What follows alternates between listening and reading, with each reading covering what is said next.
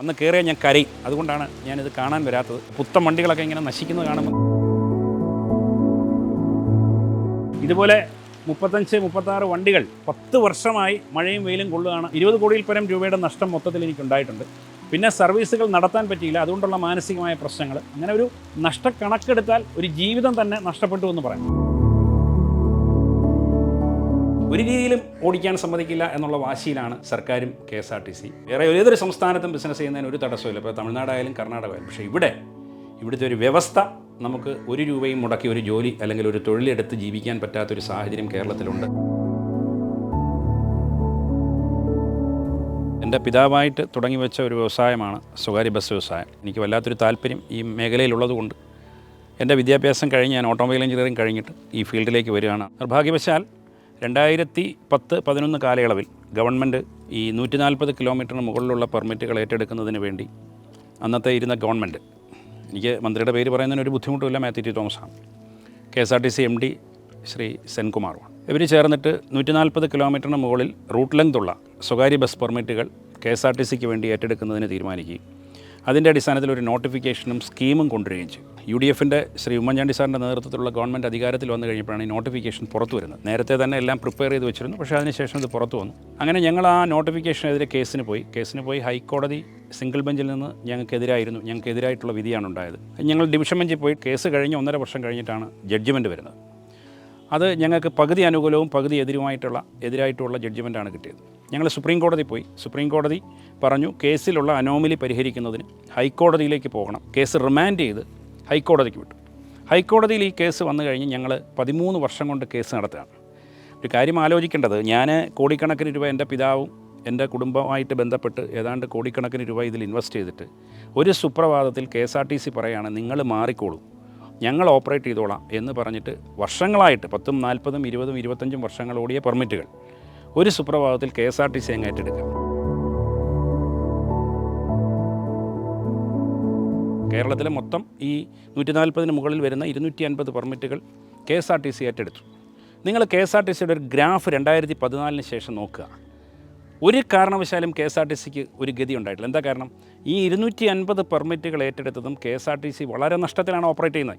കാരണം എന്താ? ഇത് സ്വകാര്യ മേഖലകളിൽ ഓപ്പറേറ്റ് ചെയ്തിരുന്ന വണ്ടികളാണ്. സ്വകാര്യ റൂട്ടുകൾ മാത്രം, അല്ലെങ്കിൽ സ്വകാര്യ ബസ്സുകൾ മാത്രം ഓടുന്ന റൂട്ടുകളിൽ ഓപ്പറേറ്റ് ചെയ്തിരുന്ന ബസ്സുകളായതുകൊണ്ട് ആ റൂട്ടിൽ ഒരിക്കലും KSRTCക്ക് വന്ന് ഓപ്പറേറ്റ് ചെയ്ത് കളക്ഷൻ ഉണ്ടാക്കാൻ പറ്റാത്തത് കൊണ്ട് ഒന്ന് KSRTC സമയത്തിന് വരുന്നില്ല. ഇപ്പോൾ എൻ്റെ സർവീസുകളെന്ന് പറഞ്ഞാൽ 10 മണിക്ക് ഒരു സ്റ്റാൻഡിൽ പാസ് ചെയ്യുമെന്ന് പറഞ്ഞാൽ അത് 9:59 10 ആവില്ല. 10 മണിക്ക് ആ സ്റ്റാൻഡിൽ കയറിയില്ലെങ്കിൽ പിന്നെ എനിക്ക് കയറാൻ പറ്റില്ല. അപ്പോൾ അങ്ങനെ ഒരു പ്രശ്നം സ്വകാര്യ ബസ്സുകൾക്കുണ്ട്. അപ്പോൾ അതുകൊണ്ട് നമ്മൾ എക്സാക്റ്റ് ടൈം കറക്റ്റ് വളരെ ടൈം കീപ്പ് ചെയ്താണ് സർവീസ് നടത്തിയിരുന്നത്. അങ്ങനെ KSRTCക്ക് ഓടാൻ പറ്റില്ല. അതുകൊണ്ട് കണക്കനുസരിച്ച് KSRTCയുടെ നഷ്ടം ഈ 250 ബസ്സുകൾ ഏറ്റെടുത്തിട്ടാണ് എന്നുള്ളതിന് യാതൊരു സംശയം വേണ്ട. ഇപ്പോഴും KSRTCയുടെ ഫ്ലീറ്റ് എത്രയാണ്? 3500, 4000-ൽ താഴെയാണ് KSRTCയുടെ ഫ്ലീറ്റ്. KSRTC ആകെപ്പാടെ ഓപ്പറേറ്റ് ചെയ്യുന്നത് 3500 ബസ്സുകൾ. സ്വകാര്യ ബസ്സുകൾ ഏതാണ്ട് 10,000-ലധികം ബസ്സുകൾ കേരളത്തിൽ ഓപ്പറേറ്റ് ചെയ്യുന്നുണ്ട്. അപ്പോൾ സ്വാഭാവികമായും ആക്സിഡൻറ്റിൻ്റെ എണ്ണം കമ്പയർ ചെയ്യുമ്പോൾ KSRTCയേക്കാൾ കൂടുതൽ ചിലപ്പോൾ സ്വകാര്യ ബസ്സുകളിൽ ഉണ്ടാവാം, ഇല്ലയെന്ന് ഞാൻ പറയുന്നില്ല. പിന്നെ കുറച്ച് തൊഴിലാളികൾ പ്രശ്നക്കാർ, അത് അതിലുമുണ്ട് ഇതിലുമുണ്ട്. അതൊന്നും ഒരിടത്ത് മാത്രമല്ല. അപ്പോൾ ജനങ്ങൾ മനസ്സിലാക്കേണ്ട ഒരു കാര്യം, നമ്മളൊരു മൊട്ടുസൂചി വാങ്ങിക്കുമ്പോൾ അല്ലെങ്കിൽ നമുക്കൊരു കുഞ്ഞിന് നമ്മളൊരു സെറിലാക്ക് വാങ്ങിക്കുമ്പോൾ ആ ഇനത്തിൽ സർക്കാരിലേക്ക് കൊടുക്കുന്ന GST പോലുള്ള തുക, ആ തുക എടുത്താണ് KSRTCയിലെ ജീവനക്കാർക്ക് ശമ്പളം കൊടുക്കുന്നത് എന്നൊരു സത്യാവസ്ഥ കേരളത്തിലെ ജനങ്ങൾക്കറിയില്ല. ഒരു മാസം 150 മുതൽ 200 കോടി രൂപ വരെ KSRTCക്ക് കൊടുക്കാം. കേരളത്തിൻ്റെ വികസനത്തിന് വേണ്ടി വിനിയോഗിക്കേണ്ട ടാക്സ് എടുത്ത് KSRTCക്ക് കൊടുക്കുകയും സ്വകാര്യ ബസ്സുകാരെ ഇല്ലാതാക്കാൻ വേണ്ടി അതിലെ ട്രേഡ് യൂണിയൻകാരും അതിലെ ഉദ്യോഗസ്ഥരും ശ്രമിക്കുകയും ചെയ്യുന്ന ദുരന്തമാണ് കേരളത്തിൽ നടക്കുന്നത്. അതാണ് ഇന്ന് ഈ അവസ്ഥയ്ക്ക് കാരണം. 2016 ഇത് ബോഡി ചെയ്ത് ഇറങ്ങിക്കഴിഞ്ഞപ്പോഴത്തേക്ക് എനിക്ക് ഏതാണ്ട് 38-40 ലക്ഷം രൂപയോളം മുടക്ക് വന്നു. ആ മുടക്ക് വന്ന വണ്ടിയിൽ നിന്ന് 1 രൂപ പോലും എനിക്ക് കിട്ടിയിട്ടില്ല എന്ന് മാത്രമല്ല, ലക്ഷങ്ങൾ ഞാനിതിൻ്റെ ലോൺ അങ്ങോട്ട് കയ്യിൽ നിന്ന് കാശ് മുടക്കി അടയ്ക്കേണ്ട സാഹചര്യം ഉണ്ടായി എന്നുള്ളതാണ്. ഇതിലെ തൊഴിലാളികളെല്ലാം ഇന്നിപ്പോൾ ജോലിയൊന്നുമില്ലാതെ നിൽക്കുകയാണ്. അവരിങ്ങനെ പല വണ്ടികളിലൊക്കെ ജോലി ചെയ്യുന്നു എന്ന് പറയുന്നു. ഇപ്പോഴും എന്നെ പെർമിറ്റ് ഇങ്ങനെ കോടതിയിൽ നിന്ന് എന്തെങ്കിലും ആകും എന്നുള്ളൊരു വിശ്വാസത്തിൽ ഇങ്ങനെ വിളിക്കുന്നുണ്ട്. സിംഗിൾ ബെഞ്ചിൽ നിന്ന് സ്വകാര്യ ബസ്സുകൾക്ക് അനുകൂലമായി ഞങ്ങൾക്കൊരു വിധി കിട്ടി. ആ വിധി KSRTCയും ഗവൺമെൻറ്റും അപ്പീൽ പോയി, ഡിവിഷൻ ബെഞ്ചിൽ പോയി. ഡിവിഷൻ ബെഞ്ച് കഴിഞ്ഞ മാസം ഞങ്ങൾക്ക് അനുകൂലമായി വിധി പുറപ്പെടുവിച്ചിട്ടുണ്ട്. വീണ്ടും അതിന് സുപ്രീം കോടതിയിൽ അപ്പീൽ പോകാൻ വേണ്ടി KSRTC സുപ്രീം കോടതിയെ സമീപിച്ചിരിക്കുകയാണ്. സുപ്രീം കോടതിയിൽ കേസ് ഇതുവരെ അഡ്മിഷൻ ആയിട്ടില്ല. അതാണ് ഇപ്പോഴത്തെ ഒരു സ്റ്റാറ്റസ്.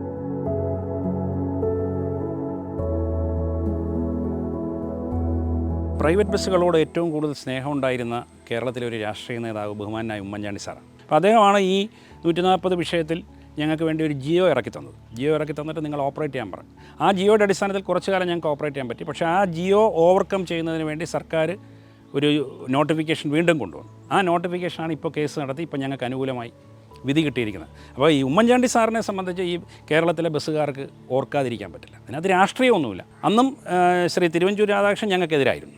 പക്ഷേ ഉമ്മൻചാണ്ടി സാറ് ശക്തമായ നിലപാട് ഇക്കാര്യത്തിലെടുത്തു. സ്വകാര്യ ബസ്സുകാരെ ഉപദ്രവിക്കാൻ വേണ്ടി KSRTCക്കാർ ഇങ്ങനെ നടക്കുന്നു, അത് അനുവദിക്കാൻ പറ്റില്ല എന്നൊരു നിലപാടായിരുന്നു പുള്ളി. വരുന്ന മന്ത്രിമാർക്കൊന്നും കാര്യമായി സ്വകാര്യ ബസ്സുകാരെ സഹായിക്കാൻ പറ്റത്തില്ല. അതിൻ്റെ ഒരു പ്രധാന കാരണം എന്ന് പറഞ്ഞാൽ സ്വകാര്യ ബസ്സുകാരെ സഹായിക്കുമ്പോൾ എന്തോ ഒരു വലിയ അഴിമതി നടന്നു എന്നൊരു ധാരണയാണ്. ഒരു സത്യാവസ്ഥ മനസ്സിലാക്കണം. സ്വകാര്യ ബസ്സുകാർ ഒരാൾക്ക് 1 രൂപ കൈക്കൂലി കൊടുക്കുകയോ ഒരാളെ ഒരു ഇലക്ഷന് പോലും സഹായിക്കുകയോ ചെയ്യുന്ന ഒരു സ്വഭാവം കേരളത്തിലെ സ്വകാര്യ ബസ് ഉടമസ്ഥന്മാർക്കില്ല, സംഘടനകൾക്കുമില്ല. കാരണം അത് കാലാകാലങ്ങളായി ഞാനിപ്പോൾ ഏതാണ്ട് 13 വർഷമായിട്ട് ഈ സംഘടനയുടെ വൈസ് പ്രസിഡൻ്റാണ്. Federation, Kerala state private bus operators federation എന്ന് പറഞ്ഞാൽ ഏറ്റവും വലിയ സംഘടനയാണ്. ഇന്ന് വരെ 1 രൂപ ഒരു രാഷ്ട്രീയ പാർട്ടിക്ക് ഒരു തെരഞ്ഞെടുപ്പ് ഫണ്ടിൽ പോലും കൊടുത്ത ചരിത്രം ഞങ്ങളെ സംബന്ധിച്ചില്ല.